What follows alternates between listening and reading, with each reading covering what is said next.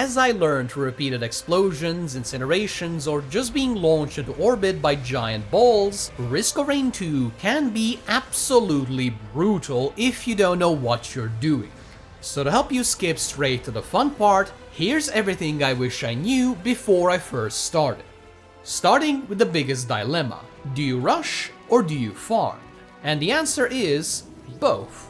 The longer you spend in a run, the stronger and more numerous the enemies get. So you cannot just graze across the fields like a space cow hoping to find a chest behind every random rock. But at the same time, you shouldn't skip loot either, because collecting everything efficiently will let you spank enemies regardless of how strong they get.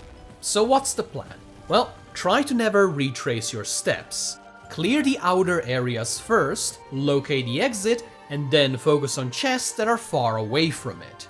Once you're down to only loot near the exit, that's when you should summon the boss. This will not only highlight all of the nearby chests, but it'll also give you the money needed to actually open them. So give the boss a ton of lead as a nice little welcoming present, charge the teleporter, and then quickly grab all the loot before moving on. Do that consistently and you will be golden. And how do you make sure you loot each stage efficiently? You get movement speed. Every item that lets you zoom around is a 10 out of 10. I seriously cannot overestimate how important cosplaying as Sonic the Hedgehog is, both for dodging enemies and for staying under the timer. But wait, there's more. Speed also helps you jump. With a few mobility items, you'll be able to scale buildings, make ridiculous leaps of faith, and eventually even end your relationship with gravity as a whole. It is a ton of fun, and it'll save you some serious time in the more complicated stages. So whenever you get a chance, steal those goat hooves. One of my biggest problems early on was not understanding what the items actually did. Especially since some of the best scaling ones are weird things like crowbars, crystals, and apparently watches. Nothing about them really screams, "This will make the enemies scream." While you can try to memorize what all of them do, there is, thankfully, a better way. Go to your settings, scroll down to Umbrella Features, and then enable Inspect. This will then let you press tab near items to see exactly what they do, provided you looted them before. So you'll still get the thrill of discovering something new, but without the downside of misremembering what all of those weird blue items actually do. Because while those things can be seriously powerful, they can also completely ruin your run. Not that I have done that this week. Risk of Rain 2's characters are wildly different, both in terms of playstyle and the items they like.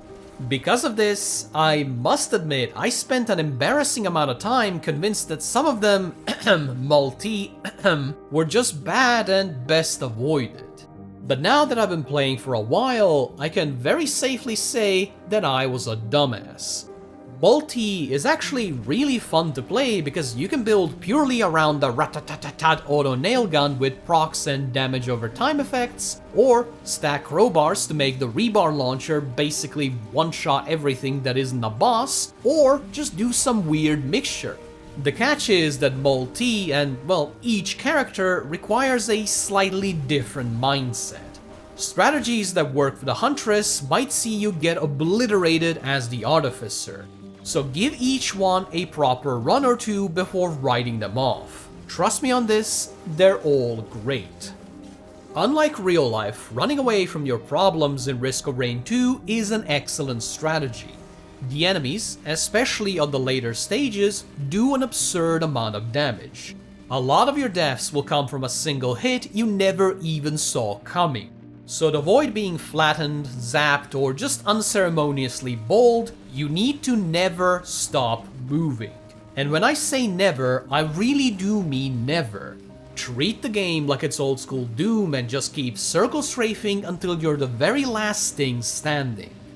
This will help you dodge most attacks, give you a fighting chance against the ones you cannot, and make enemies bunch up together so you can blast them apart with a single ability. So don't get lazy, or you might just get dead. Like I said before, different characters like different items. The Commando, for example, doesn't really care for the crowbar, which increases damage to full health enemies since the class is all about firing a million small attacks. So whenever you see a recycler, the little white vase looking thing, scrap anything that doesn't fit your build. You can then use those scraps to craft items you actually like at printers found throughout the levels, or save them for Newt's shop where you can trade them in for some potentially run-defining items. Either way, you'll be turning junk into gold, or at the very least, slightly glitzy junk. So much like real life, make sure to recycle. It is the best tool you have to course correct a run when Lady Luck dishes you a terrible hand. While deciding what stuff to scrap, don't flush all of your defenses down the drain. Enemies in Risk of Rain 2 can hit like a truck carrying particularly spiky boulders. So unless you're an expert, you're going to need at least a couple of items that reduce incoming damage or heal, because otherwise your amazing run might meet a very sudden and very unceremonious end. The Opal is a great example of a very simple yet powerful defensive upgrade. It reduces the damage of the very first hit you take, which kind of sounds pointless until it saves your life for the 15th time in a row. So don't go mad with power and invest a bit into defense. You will need it. If you're nearing the final boss and want one last power boost, find a Newt altar and head to the shop. Not just for the items, but also for the secret, and I am using extremely heavy quotation marks around the word secret there, level at the bottom of it. The void fields can offer a lot of loot, and time mostly stands still while you're inside.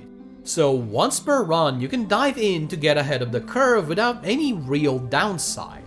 Just don't turn into a dragon and get blinded by your own greed. The void fields get really nasty towards the end. So grab what you can and then bail the exact moment things start feeling messy. But if you have a powerful build and don't mind risking it all, there is a very fun reward waiting at the very end. What it is, that I'll leave for you to discover. Just know it is well worth the trouble. One of my favorite things about Risk of Rain 2 is the artifact system. Mutators that mess with the game rules, give you or the enemies extra powers, and just add a stupid amount of replay value. But, like everything else in Risk of Rain 2, getting them is a bit weird. Each one has a key combination hidden in hard-to-reach areas across the various levels, or somewhere in the menus. I won't spoil the location since snooping around and finding them is half the fun, but what I will say is that the wiki has all of the codes if you just want to get the rewards. Once you have a code, you'll need to head to the Sky Meadow, the 5th stage, and punch it into a machine at the very bottom of the map. That'll transport you to a bonus level where, after you beat a fairly easy boss, you'll get yourself a brand new artifact. They're not something I would recommend using on your first few runs, but once you start winning more than losing, definitely give them a try. My personal favorite is Swarms, as it doubles enemy spawns but halves their health, which makes for some really chaotic runs. Now usually they're short-lived as well, cause, you know, double the enemies, but they're never boring. And finally, you might be wondering which DLC to buy. This is a question I am uniquely equipped to answer because I own none of them. But I also play with a friend who owns all of them. So by doing runs solo and as a team, I've experienced both extremes. And in my humble opinion, I think that Risk of Rain 2 is perfectly fun all on its own. You can easily get 50 or more hours with just the base game, and honestly, that's probably on the low end. But if you do want to buy something, the only one I would call truly amazing is Survivors of the Void. Between its void zones full of loot and corrupted items that can completely flip around your playstyle, it is the one DLC that consistently made my runs more interesting. I was pretty much always excited to see its stuff show up. The other two are fine, but feel a lot more niche. For example, the Alloyed Collective adds a lot of drones and drone-related things, but if you're not really focusing on that, it can often feel like a bit of salad in your sandwich. Perfectly pleasant and you would love to eat it, but at the same time, you probably wouldn't even notice if it was gone. So my recommendation is, start with the Survivors of the Void and see how it goes from there.